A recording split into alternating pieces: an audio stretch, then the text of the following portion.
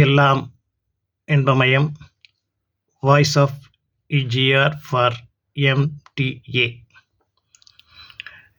இன்னைக்கு காலையில் ஒரு பழைய நினைவுகள் நமக்கு வந்துச்சு.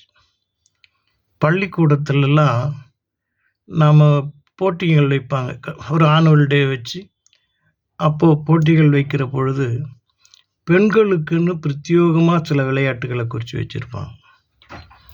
அந்த விளையாட்டு என்னென்னா, டேபிள் ஸ்பூனில் ஒரு லெமனை வச்சு பல்லில் கடிச்சிக்கிட்டு கீழே விழாமல் போகணும். அதே மாதிரி ஓடிக்கிட்டே ஊசியில் நூல் கோக்கணும்.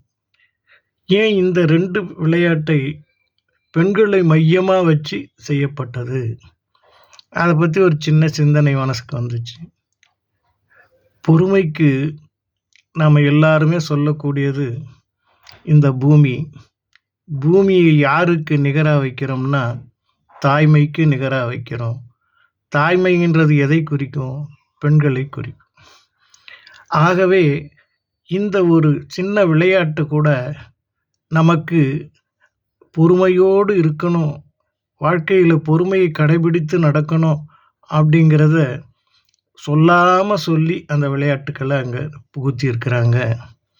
பாருங்கள், எந்த ஸ்கூலாக இருந்தாலும் ஸ்பூனில் லெமனை கொடுத்து கீழே விழாமல் யார் போகிறாங்களோ அவங்க தான் ஃபஸ்ட் ப்ரைஸ் அப்படின்னு. அப்போது பொறுமைக்கு ஒரு உதாரணம். அப்படி கொஞ்சம் சாஞ்சா கூட விழுந்துடும், நிலை தடுமாறினா விழுந்துடும். அப்படி இல்லாமல் விழக்கூடாது. வாழ்க்கை என்பது ஒரு புள்ளியின் மீது நிற்கிறோம். அந்த புள்ளியில் இருந்து சின்னதாக சாய்ஞ்சா கூட நம்முடைய வாழ்க்கை விழுந்து விடும். இதைத்தான் நம்ம முன்னோர்கள் விளையாட்டாக நமக்கு அறிவுறுத்தினாங்க. இதை பற்றி சிந்திப்போமா? வாருங்கள், வாய்ஸ் ஆஃப் விஜிஆரிலே கலந்து கொள்ளுங்கள். All is delight, always delight.